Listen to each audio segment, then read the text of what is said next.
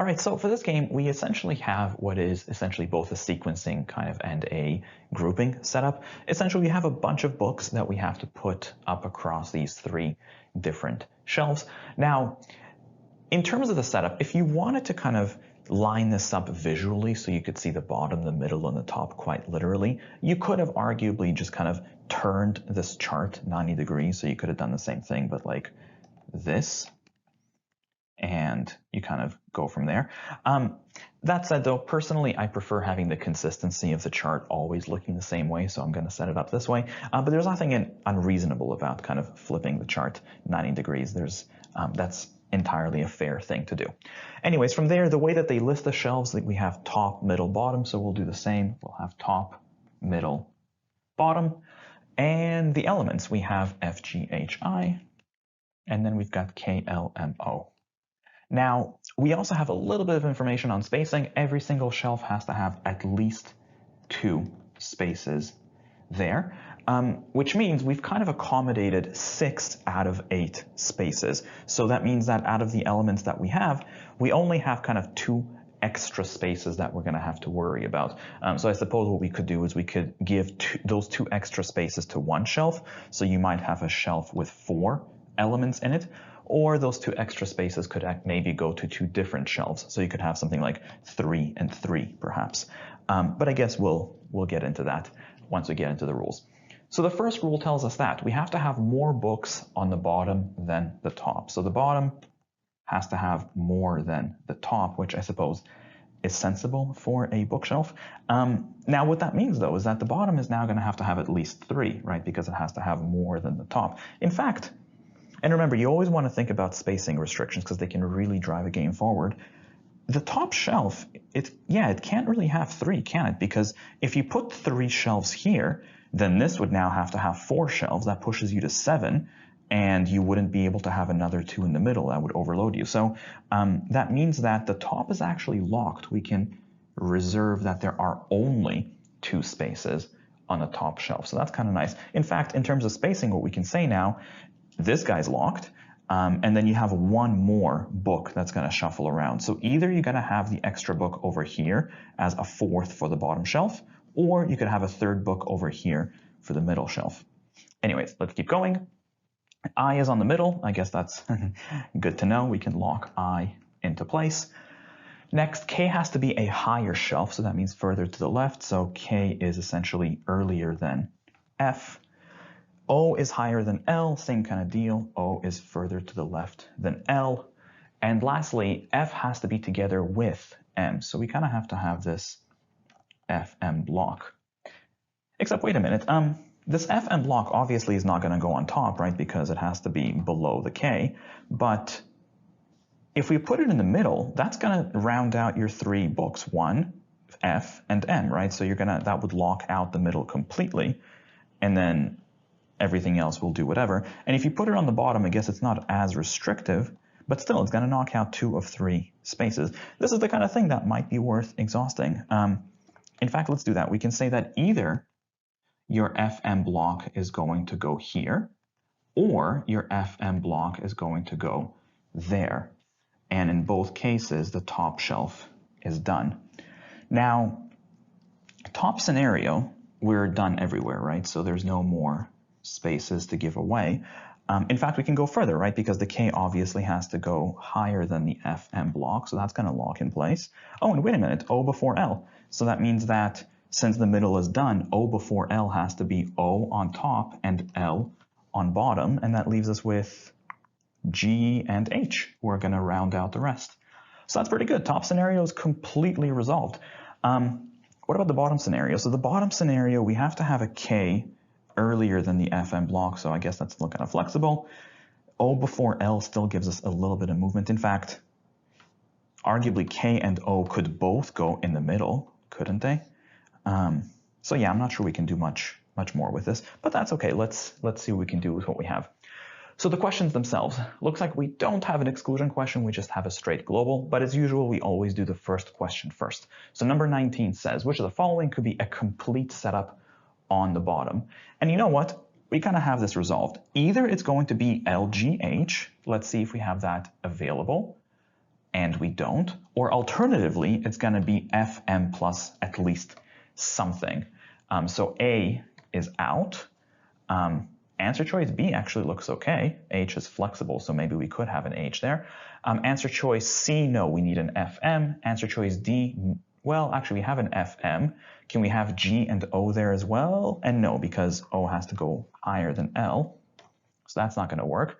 And E is not going to work because we need an FM. So the best answer here to number 19 becomes B. Next. Question number, I guess 22 is our first local. Let's see what we can do. If G is on the top shelf, well, if G is on the top shelf right away, if you look at our templates, that would force us into the second template where we could put G into the top shelf.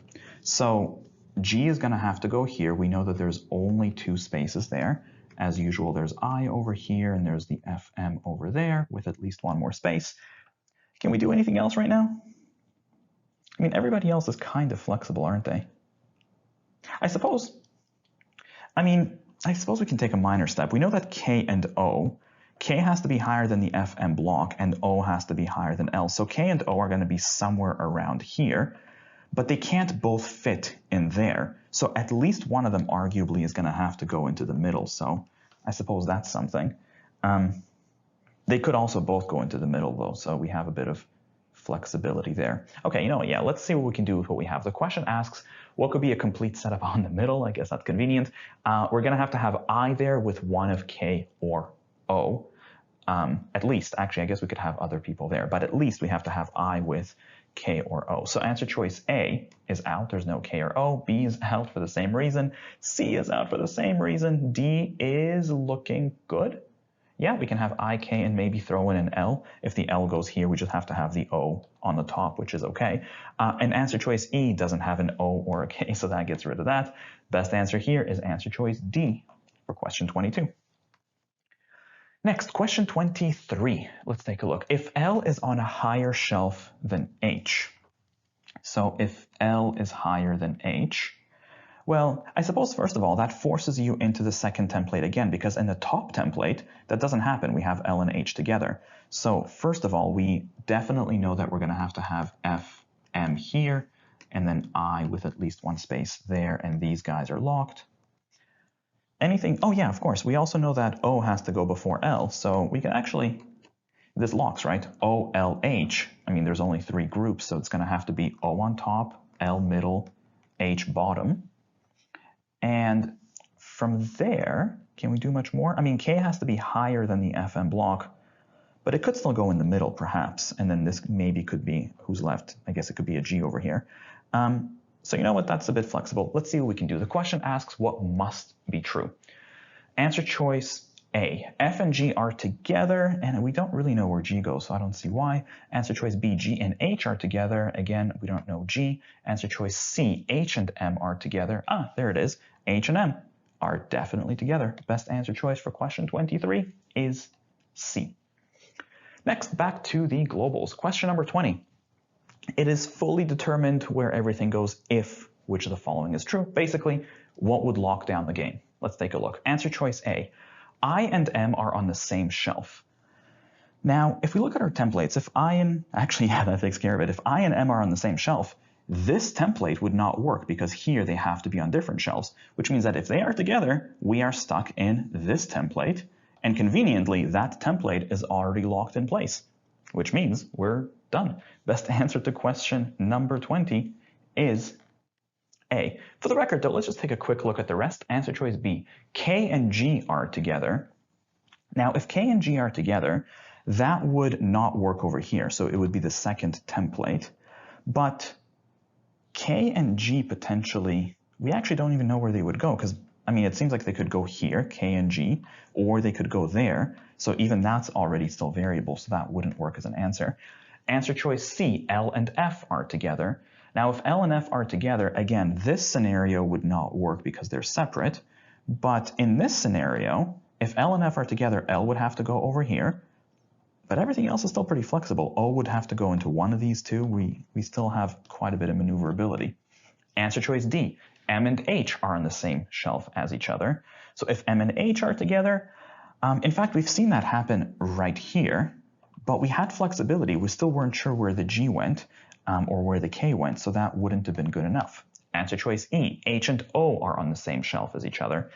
And so I suppose this template would not work, right? But in this bottom template, if H and O were together, and actually, again, they could go together here, but they could also go together here, it would seem, and nothing would really break. So already, again, that's a variable, so that would not lock everything in place. So the best answer to question number 20, once again, is A. And for the record, under real test conditions, as soon as you saw that A would lock down the game, you are good. You go on to the next question.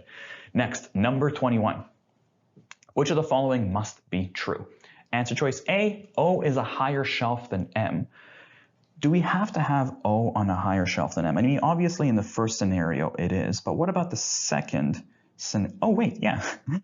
O is higher than L, so O is not going to go on the bottom, but in the second scenario, that means that since M is on the bottom, O is going to fall somewhere in here, and O will still be on a higher shelf. So no matter which template you look at, and remember, the point of these templates is that they cover everything that could happen in this game.